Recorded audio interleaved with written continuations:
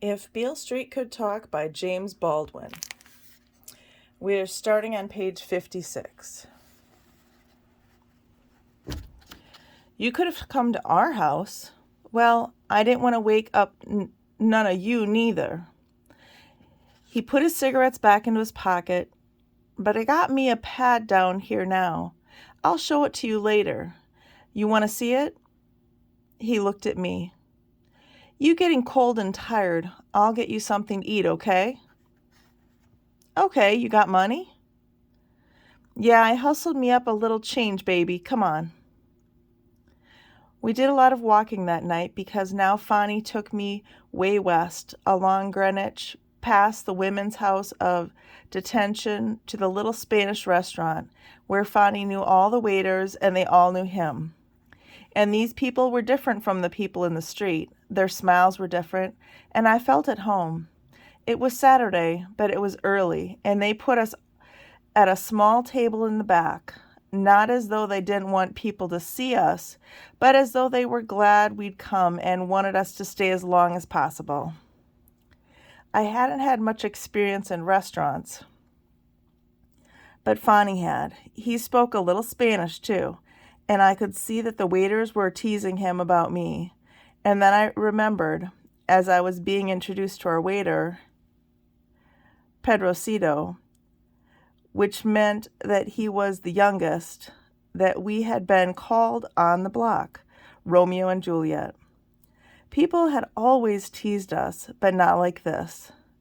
Some days I took off, when I could see him in the middle of the day, and then again, at 6, I'd walk from Center Street to Greenwich, and I'd sit in the back, and they'd feed me, very silently and carefully, making sure that I ate something. More than once, Luisito, who had just arrived from Spain and who could barely speak English, took away the cold omelet which he had cooked and which I had not touched, and brought me a new hot one, saying, "Señorita, por favor."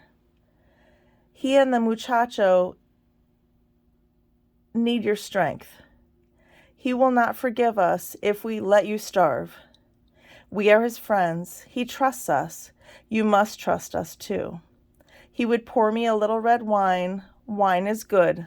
Slowly. I would take a sip.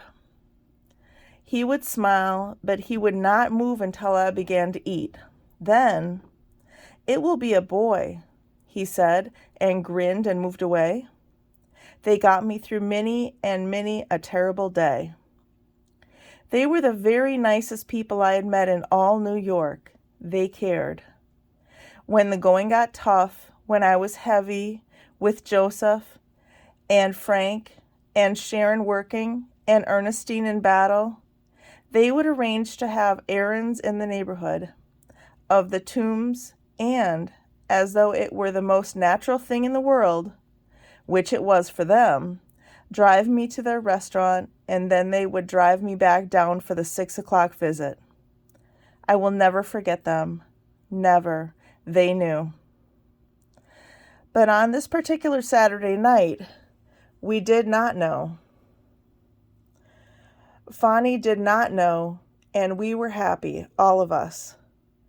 I had one margarita, though we all knew that this was against the gosh darn freaking crap-eating law, and Fanny had a whiskey because at 21 you have a legal right to drink. His hands are big. He took my hand and put his hands in mine. "I want to show you something later," he said. I could not tell those hands were trembling, which hands were holding. "Okay," I said. He had ordered paella, and when it came, we unjoined our hands, and Fanny elaborately served me. "Next time, it's your turn," he said, and we laughed and began to eat. And we had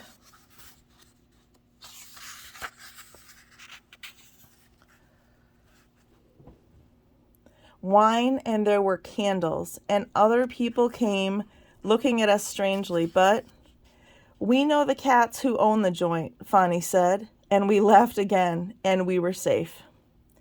I had never seen Fonny outside of the world in which I moved. I had seen him with his father and his mother and his sisters, and I had seen him with us. But I'm not sure now that I think about it, that I'd ever really seen him with me. Not until this moment when we were leaving the restaurant and all the waiters were laughing and talking with him, in Spanish and in English. And Fonny's face opened in a way I'd never seen it open, and that laugh of his came rambling up from his balls, from their balls. I had certainly never seen him, anyway, in the world in which he moved. Perhaps it was only now that I saw him with me, for he was turned away from me, laughing, but he was holding on to my hand. He was a stranger to me, but joined. I had never seen him with other men. I had never seen the love and respect that men can have for each other. I've had time since to think about it. I think that the first time a woman sees this, though I was not yet a woman, she sees it, first of all, only because she loves the man. She could not possibly see it otherwise. It can be a very great revelation. And in this fudged up time and place, many women, perhaps most women, feel in this warmth and energy a treat. They think that they feel locked out. The truth is that they sense themselves in the presence, so to speak, of a language which they cannot decipher and therefore cannot manipulate, and however they make a thing about it, so far from being locked out, are appalled by the apprehension that they are, in fact, forever locked in. Only a man can see in the face of a woman the girl she was. It is a secret which can be revealed only to a particular man, and, then, only at his insistence. But men have no secrets, except from women, and never grow up in the way that women do. It is very much harder, and it takes much longer for a man to grow up, and he could never do it at all without women. This is a mystery which can terrify and immobilize a woman, and it is always the key to her deepest distress. She must watch and guide, but he must lead, and he will always appear to be giving far more of his real attention to his comrades than he is giving to her. But that noisy, outward openness of men with each other enables them to deal with the silence and secrecy of women. That silence and secrecy which contains the truth of a man and releases it. I suppose that the root of the resentment, a resentment which hides a bottomless terror, has to do with the fact that woman is tremendously controlled by what the man's imagination makes of her. Literally, hour by hour, day by day. So she becomes a woman. But a man exists in his own imagination and can never be at the mercy of a woman's. Anyway, in this fudged up time and place, the whole thing becomes ridiculous when you realize that women are supposed to be more imaginative than men. This is an idea dreamed up by men, and it proves exactly the contrary. The truth is that dealing with the reality of men leaves a woman very little time, or need, for imagination. And you can get very fudged up here once you take seriously the notion that a man who is not afraid to trust his imagination, which is all that men have ever trusted,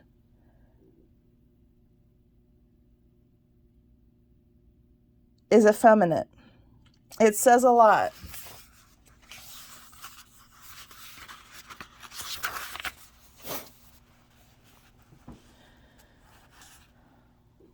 About this country, because of course, if all you want to do is make money, the very last thing you need is imagination, or women, for that matter, or men.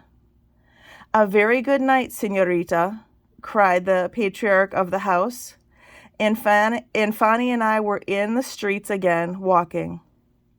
Come and see my pad, said Fanny. It ain't far. It was getting to be between 10 and 11. Okay, I said. I didn't know the village then. I do now. Then, everything was surprising. Where we were walking was much darker and quieter than on 6th Avenue. We were near the river, and we were the only people in the street. I would have been afraid to walk this street alone. I had the feeling that I maybe should call home, and I started to say this to Fanny, but I didn't. His pad was in a basement on Bank Street. We stopped beside a low black metal railing with spikes. Fanny opened a gate very quietly. We walked down 4 steps. We turned left, facing a door. There were 2 windows to the right of us. Fanny put his key in the lock, and the door swung inside. There was a weak yellow light above us. Fanny pushed me in before him and closed the door behind us, and led me a few paces down a dark, narrow hall. He opened another door and switched on the light. It was a small, low room.